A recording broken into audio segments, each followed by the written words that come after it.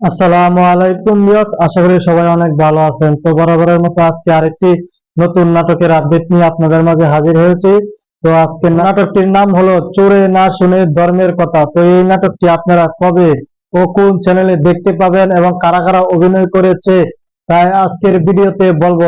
তো পুরো ভিডিওটি শুরু করার আগে একটি কথা না বললেই নয়, আমার এই চ্যানেলটি সাবস্ক্রাইব করে পাশে থাকা বেল আইকনটি বাজিয়ে দিন, তাহলে সবার আগে সর্বপ্রথম নতুন নতুন নাটকের আপডেট গুলো আপনারা জানতে পারবেন।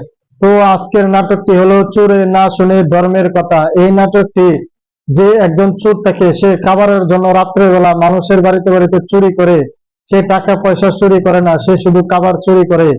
কিন্তু এই চুরি করায় তাদের যে বাড়ির পাশে মসজিদ ছিল, সেই মসজিদের ইমাম তাকে ইসলামের দাওয়াত দেয়, কিন্তু সেই ইসলামের দাওয়াত গ্রহণ করে না।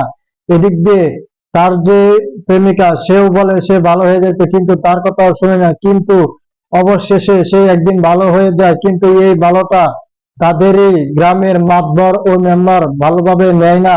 সে তাদের পিছনে লেগে যায়, তার পিছনে তারা লেগে যায়, লাগে তারে কিভাবে আবারও অসৎ পথে ফেরানো যায় তারা সেটাই করতে নানান ধরনের চিন্তা ভাবনা করে।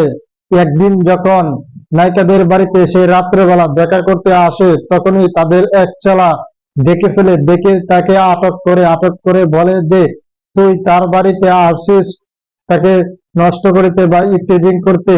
তখন সে অস্বীকার যায়, কিন্তু তারা তো সেটা শুনবে না। তারা তো এটাই চায় যেন সেকে আবারও খারাপ পথে ফেরত আনতে পারে। তখন মাতবর ও মেম্বার মিলে তার কঠিন বিচার করে, তাকে অনেক মারধর করে তাকে আবারও অসৎ পথে ফেরত আনতে চায়, কিন্তু সে ফিরে আসে না, সে ভালো হয়ে যায়। তো এই কাহিনীটি ঘটবে এই চোরে না শুনে ধর্মের কথা এই নাটকটি। তো এখন বলবো এই নাটকটি আপনারা কবে বা কোন চ্যানেলে দেখতে পাবেন। তো ঈগল ড্রামা ইউটিউব চ্যানেলে আপনারা এই নাটকটি আগামী 27 এপ্রিল আপনারা এই নাটকটি দেখতে পাবেন। তো এই ছিল ভিডিও যদি ভালো লেগে থাকে তবে একটি লাইক দিন, চ্যানেলটি সাবস্ক্রাইব করে পাশে থাকা বেল আইকনটি বাজিয়ে দিন।